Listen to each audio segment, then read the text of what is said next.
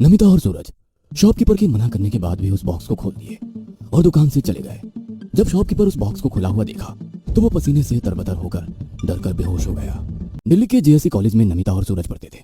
वहीं एक आकाश नाम का लड़का था जो कॉलेज में सबको रौब दिखाता फिरता था।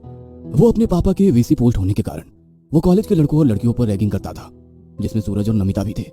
नमिता और सूरज का कॉलेज में पहला दिन था। नमिता जल्दी चलो, कहीं कॉलेज में प्रोफेसर का क्लास शुरू ना हो जाए। सूरज, नहीं तो फर्स्ट क्लास में ही हमारा इंप्रेशन प्रोफेसर के सामने खराब होगा। जल्दी चलो। कॉलेज में पहला गेट में घुसते ही कैंपस में आकाश अपने कुछ दोस्तों के साथ खड़ा था। उन दोनों को जल्दी जल्दी जाते देखकर आकाश और उसके दोस्त उन दोनों का रास्ता रोककर उनके सामने खड़े हो जाते हैं और आकाश कहता है, अरे कबूतरों की तरह गुटरगू करते इतना जल्दी कहाँ जा रहे हो, वो भी हमसे बिना मिले। आप हैं कौन जो आपसे हम मिले? अरे तुम ऐसे बोलोगे? ये कॉलेज के वीसी के बेटे हैं। ओके सर, सॉरी, हमें नहीं पता था, हमारी फर्स्ट क्लास है ना इसीलिए। चलो ठीक है, आज पता चल गया ना, अब से हमेशा हमारे आज्ञा का पालन करना। हाँ सर। इस तरह आकाश नमिता और सूरज को परेशान करता था। फिर कुछ महीनों बाद तीनों एक दूसरे के दोस्त बन जाते हैं, लेकिन फिर भी आकाश उन्हें दोस्ती में भी परेशान करना बंद नहीं करता है।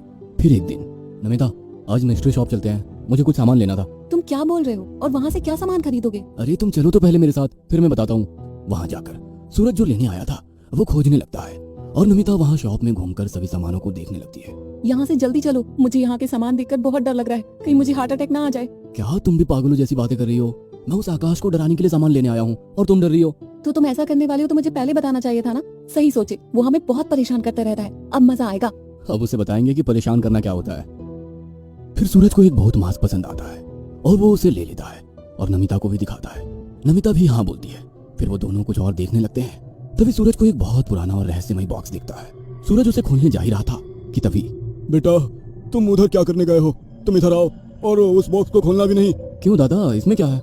शॉपकीपर उन्हें बताने से पहले बहुत घबराने लगता है, पसीना निकलने लगता है। तब उन्हें देख नमिता उनके पास आकर पूछती है, दादा ऐसा क्या है उसमें, बताइए मुझे, जो आप बताने और उसके पास जाने में भी इतना डर रहे हैं। बेटा उसमें मौत कैद है, मौत। उसमें चुड़ैल है, जो भी उस बॉक्स को खोलता है वो उसे मार देती है और उसके आसपास के लोगों को भी मार देती है। नमिता बात कर ही रही होती है, तभी पीछे से कोई आता है और नमिता के कंधे पर हाथ रखता है। नमिता डर जाती है और चौंक कर पीछे देखती है तो सूरज होता है। क्या यार सूरज, तुमने तो डरा ही दिया, मुझे लगा भूत आ गया। तुम आवाज नहीं दे सकते थे? दादा ये भूत कुछ नहीं होता है, ये सब फालतू की बातें हैं। होता है बेटा, उसमें मौत ही कैद है। हाँ तुम्हारी बकवास हो गई हो तो चले यहाँ से। तुम तब तक इसका बिल पे करो, मैं कुछ और देखता हूँ। ठीक है। जब तक वो बिल पे कर रही है तब तक मैं देख लेता हूँ उस रहस्यमय बॉक्स में ऐसा क्या है। वो अंकल तो बस फालतू की बातें कर रहे हैं। फिर कुछ समय में नमिता बिल पे कर देती है और सूरज को भूलकर दुकान से चले जाते हैं। फिर वो शॉपकीपर जब अपनी दुकान के सामान को ठीक कर रहा होता है तो देखता है कि वो बॉक्स खुला हुआ है। वो पसीने से तरबतर होकर बेहोश हो जाता है। तभी एक लड़की दुकान में आती है और उन्हें उठाती है। अंकल आपको क्या हो गया? आप बेहोश कैसे हो गए थे? उस लड़के ने वो मौत का मुंह खोल दिया है, कोई नहीं बचेगा। आप सच कह रहे हैं अंकल? शॉपकीपर लड़की की बात सुन और डर जाता है। सामने के लगे शीशे में देखता है तो वो लड़की सामने दिखती है, लेकिन शीशे में देख उसकी होश उड़ जाती है क्योंकि वो लड़की नहीं चुड़ैल होती है। शॉपकीपर को गला दबाकर हवा में लटकाकर मार देती है और वहां से चली जाती है। उधर सूरज और नमिता आकाश के घर पहुंचते हैं। हम लोग घर में बिना डोरबेल बजाए ही घुस जाएंगे और फिर आकाश को डराएंगे। हाँ तुम ठीक कह रहे हो। जैसे ही वे दोनों आकाश के घर पहुंचते हैं वैसे ही उनके पीछे चुड़ैल भी पहुंच जाती है।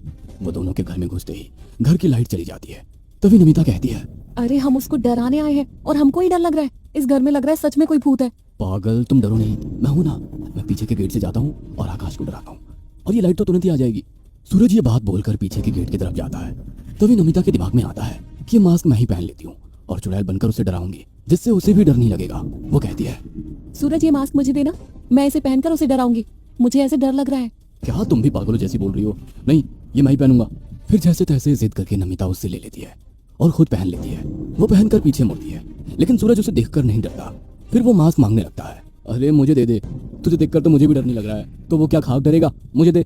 नहीं मैं नहीं दूंगी, नहीं मैं नहीं दूंगी। फिर जबरदस्ती करके सूरज उससे मास्क छीन लेता है। तभी वो देखता है कि नमिता का सर गायब है। यह देख वो बहुत डर जाता है और उसका पसीना निकलने लगता है। वो जमीन पर गिर जाता है और वहां से भागने लगता है। तभी आकाश गेट पर आकर दरवाजा खोलता है और बिना सर का शरीर देखकर डर कर भागने लगता है। तभी वो चुड़ैल आकाश को गला दबाकर मार देती है। ये सब सूरज दूर से छुपकर देख रहा होता है। फिर वो डर के मारे वहां से भागने लगता है और भागते भागते अपने दोस्त सुनील के यहाँ पहुंच जाता है। क्या हुआ सूरज, तू इतना घबराया हुआ क्यों है?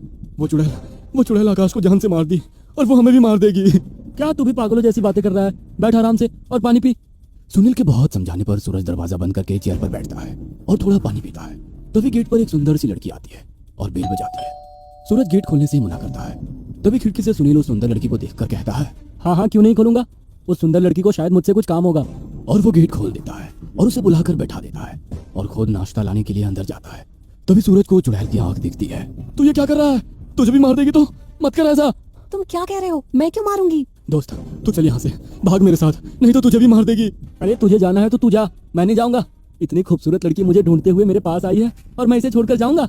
नहीं, मुझे उसके साथ कुछ वक्त बिताना है। जब सुनील सूरज की बातों को नहीं समझ रहा होता है तो सूरज को दुकानदार की कही हुई बात याद आती है कि जो इस बॉक्स को खोलता है, अगर वही इस बॉक्स को बंद करे तो चुड़ैल वापस इस बॉक्स में आ जाएगी, नहीं तो सबको मार देगी।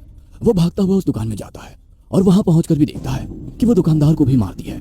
उसे देखकर वो अपने किए पर बहुत अफसोस करता है और बहुत रोता है, लेकिन अब अपने दोस्त को बचाने के लिए उस बॉक्स को ढूंढने लगता है। जल्दी से उसको ढूंढता हूँ, नहीं तो मेरे दोस्त को भी मार डालेगी। तभी इधर चुड़ैल अपने असली रूप में आ जाती है और सूरज डरने लगता है और वो सूरज का गला दबाने लगती है। वो उसे छोड़ने के लिए कहता है, लेकिन फिर भी वो उसे मारने के लिए हावी रहती है। तभी उधर सूरज उस बॉक्स को ढूंढकर बंद कर देता है और एक लंबी सांस लेता है। तभी इधर चुड़ैल सुनील को छोड़ देती है और वो नीचे गिर जाता है।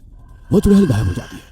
इधर सूरज जल्दी से गाड़ी चलाकर सुनील के घर पहुंचता है और सुनील को नीचे गिरे देखकर, सुनील उठ, मैं आ गया हूँ, तुझे क्या हुआ? सूरज उसके मुंह पर पानी डालता है। फिर सुनील उठ जाता है। सूरज अपनी गलती पर पछतावा करता है और सुनील भी उससे माफी मांगता है कि वो उसकी बात नहीं माना था।